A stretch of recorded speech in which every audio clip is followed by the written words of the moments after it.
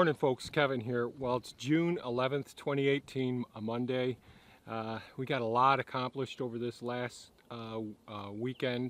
week, and I'm over in the most eastern part of the eastern garden plot here. Behind me there's a couple of rows of kidney beans started and some more of the red onions. In the hoop trellis, we got our various squash plants planted back here, and some red chard, celery, more red onions. We go through lots of onions and all. Strawberry beds have been doing pretty well over here. They're right behind me there. Today I need to move those totes out of here, because eventually I'm going to put another one of these raised beds in with the rumble wall blocks. So I got the wheelbarrow there. I'll be hauling that soil over here to the most northern part of the eastern garden plot, and that's the area where the red cabbage, the cauliflower, the broccoli's all planted there, and of course another bean trellis there as well. So that's on the agenda. We also have one more spot to get ready behind the rain gutter beds there. But that's what we're going to start with today and see how far we get. I have an appointment this morning, but I'm going to get some stuff done before that time. Let's go.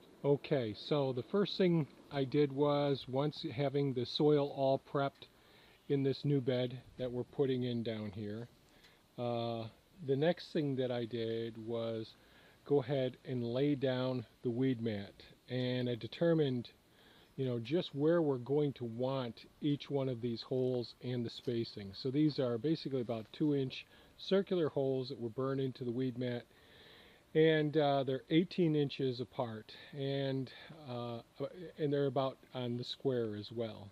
So 18-inch spacing, and in the row, and the rows are about 18 inches apart as well. This is a 48-inch weed mat, and I wanted to have it at least 12 inches from the concrete over here to the side, and I wanted at least a good 10 inches, 8 inches of good compost before getting up to the partially decomposed wood chips on the side. So once we determined where the holes would go, put out the tape measure, and then went down and burnt each one of the holes in. Then came back and decided where to attach the drip tape along the 3/4 inch feeder tube there. And so we have some on-off valves down there. See if we can zoom in. So those are shut-off valves, so if I need to shut off and repair one of these drip tapes, I can do that.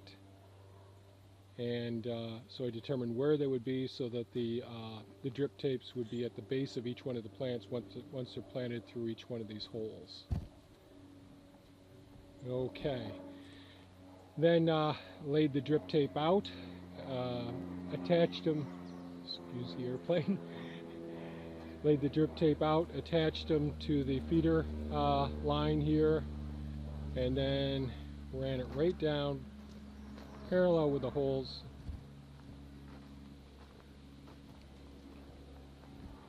And then did some drip tape line terminations. Made sure that it was between the places where the porosity, where the holes are, where the drips will come out. So the drip would come out about 3 inches to the side. These ones I think are every 8 inches separate, or 6 inches apart.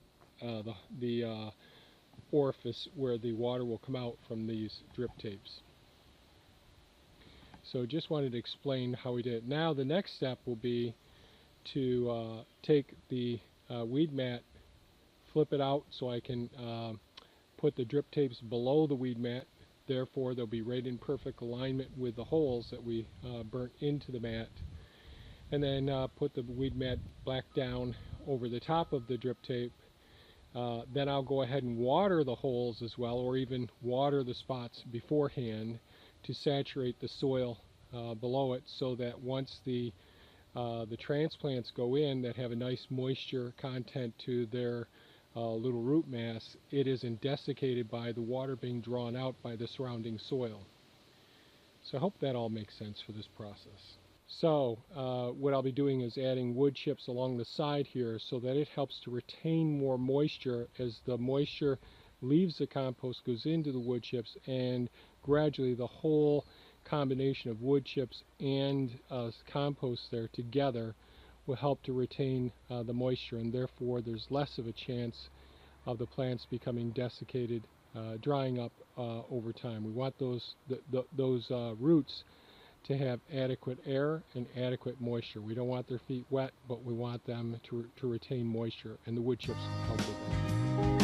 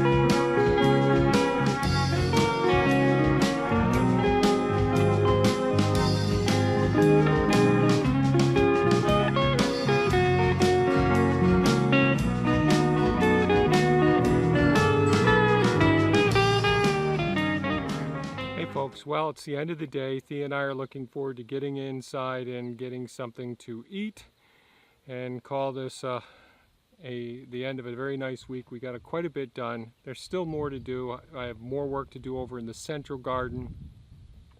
Just a little bit left to do behind the rain gutter garden down here where we'll end up putting watermelons. Going to put some of the large squash, some of the heirloom squash up front where the garlic were in the past. But for now, we've got everything done as much as we can get done this weekend, this week in the eastern garden. So I'm pretty darn happy with what we've got done. The IBCs that contained all the soil that we stopped using this season, I went ahead and took all the soil out of those and put them over into another garden section, which I'll show you in a second.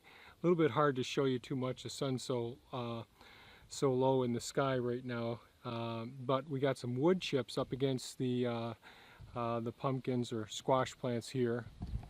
So I'll apologize for the sharp line there with the dark and light, but the wood chips are all along in here, and that'll help to retain the moisture from the drip irrigation. Again, the totes are gone from between the rumble wall block gardens, so another garden block will be put in there, and we'll be changing the systems. We got a lot harvested. The steamed some spinach, so that's going in the freezer, you know, just blanched it rather. And this is the area that I dug out yesterday with the excavator. Just made quick work of it, and then took the compost from all of the totes and put them in here. So along in here we have dill plants, collards, and celery. Lots and lots of celery. We make lots of celery powder to hold us over during the winter months.